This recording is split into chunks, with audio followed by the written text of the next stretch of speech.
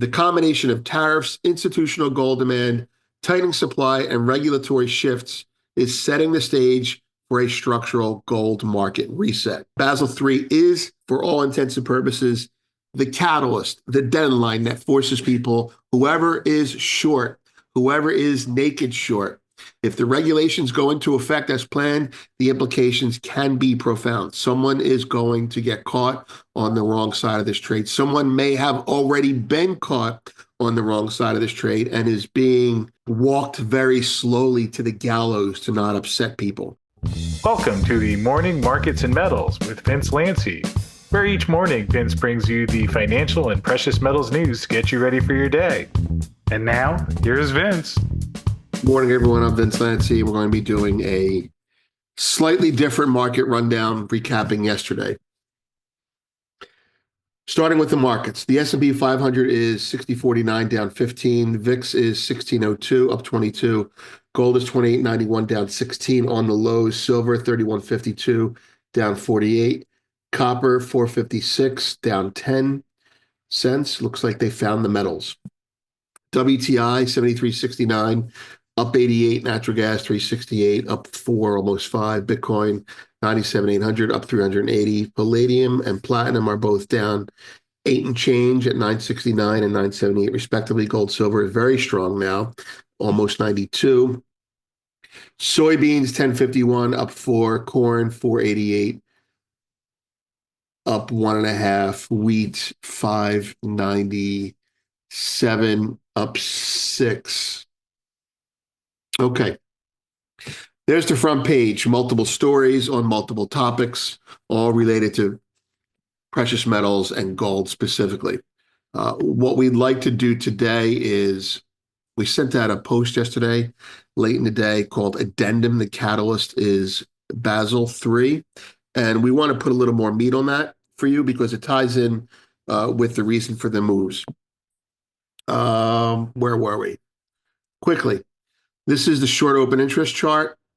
The short open interest is climbing again, but we don't think there's going to be a lot more of that. However, you never know right now, especially with all the gold that's been delivered into New York out of London recently. All right, so gold hit a new all-time high yesterday, officially reaching our personal measured move target. Now, while a push towards 3,000 is possible, current technicals alone do not support that call. However, broader macroeconomic and market dynamic measurements strongly argue for possibly as high as 3,500, given the way things are developing. And what do I mean by the way things are developing? Well, we mean by this. Let's go through some key drivers. People are looking for a silver bullet for the gold rally. It's more like death of 1,000 very heavy, very deep cuts. The first cut, we're going to call that the tariff cut. That's the order that we're taking them. So trade tariffs and market uncertainty would be the first driver.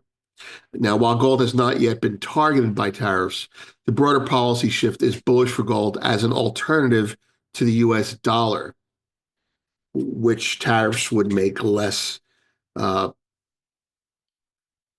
more risky, even though you still need it. So gold does not need to be directly included in a tariff list to benefit. When protectionist policies expand, demand for hard assets like gold naturally increases, if for no other reason as a hedge for your own necessity in owning dollars. The second is Citi's gold upgrade. Last week, Citibank released a report projecting to 3,400 before settling on a more conservative 3,000. Their reasons were pretty compelling. The shifting targets suggest to us a careful but bullish stance, reinforcing the idea that institutional support for higher gold prices is building. Institutional support for higher gold prices means central banks are buying it at higher levels. Those words have meanings, even though the press abuses them. This is not a trivial report. It reflects a broader recognition of gold's structural importance in the current financial landscape. Structural importance. That word will come back when we discuss China. Also, we discuss more about tariffs in section 5 of this report. Next, GLD short selling restrictions signal physical tightness. Now, the GLD ETF has restricted short selling, which is an indirect indicator of tight physical gold supply in London. Not that we need an indirect indicator, we see direct indicators of it now. When shorting GLD becomes difficult, it suggests that securing physical metal is increasingly challenging. This points, I should say, directly to tightening supply conditions in the physical gold market. Now, this may be old news with a delivery that was made yesterday, but it's a phenomena that's not going to go away. All right, the next one is exclusively from us. Gold producers are covering shorts at record highs. Now, over the weekend, gold producers, this is something we put out for founders yesterday. We're going to be sharing this with Premium during the week. But there are 2 slides in here we want to share with everyone right now. And that is, over the weekend, we noticed gold producers began covering short positions at all-time highs. It's a very unusual move. This indicates miners are not confident in prices dropping, signaling a fundamental shift in supply-side dynamics. Historically, producer hedging tends to increase at market tops, but covering shorts at record levels suggests ongoing tightness. The fact that bullion banks are among those covering shorts is also significant. Okay, so the charts that we're referring to. This chart on the left, the red rectangle, represents the 5 days covered by the CFTC Commitment of Traders report. It was an up week. The right-hand side is the 5 days that we use for a more granular analysis, given to us by Randall Blava, a founding member, a longtime founding member. Keep that in mind. Up week, market rallying. Now, on a week like this, where the market's rallying, the bullion banks should sell, meaning they have to sell to whoever's buying. That's normal. The buyers are funds, speculative funds that buy. That's the normal behavior. Lo and behold, it was not a normal week. The blue rectangles represent cohorts. The left-hand side is producers and merchants and processors and users, and the right-hand blue rectangle is swap dealers. The left-hand side of the left-hand rectangle, longs. We don't care about them. They didn't do anything. Shorts, producers covered, follow the arrow, covered 17,900 contracts in a rallying to all-time high market. That is not bueno. That is not good. Is it the end of the world? No. Have they done it before? Yes, but not in this size and not in this type of a rally. The swap dealers, long and short, so the spec swap dealers are pretty much on the long side. They sold 7,900 contracts. The short swap dealers, as expected, got shorter 14,000 contracts. And the funds did what they do. Some of them buy, some of them sell, some of them get hurt, some of them don't. But the smartest money historically, the money that has the most to lose in markets, are producers. For them to cover is signaling more than one problem. Now, somebody's getting hurt. We don't know who. But this is the type of behavior that makes me think about producers, although we'd love it to be a bullion bank because we've all been scarred by them. And, they're the kryptonite for silver and gold rallies. Historically, when there's a problem, the bullion banks are the big bullion banks are the last to get hurt. The producers, however, who tend to overhedge for cash flow purposes, they do get hurt. So let's see. But that's extremely important, and that's an important take away when you read these CFTC reports. We'll share the whole thing with everyone in a little bit tomorrow. Okay, the next driver of the rally, China's massive policy shift on gold. We reported this today. China has announced a pilot program allowing its top 10 insurance companies to own and offer gold-backed products. This is equivalent to the US insurance company suddenly being allowed to buy and offer Bitcoin-based insurance products. Previously, Chinese insurers were not allowed to hold gold, meaning this move could is a nice word, will unlock substantial institutional demand. By the way, footnote, it was about 8 months ago we noticed a report coming out of the World Gold Council, which is notoriously neutral on the price of gold, extolling the virtues of asset managers buying gold. And it was written in Chinese. So we think the WGC understands what's going on. They see these policies coming down the pipe, and they laid out guidelines to make it more palatable and easier for insurance companies to wrap their heads around the opportunity coming down the pipe. And here it is coming down the pipe.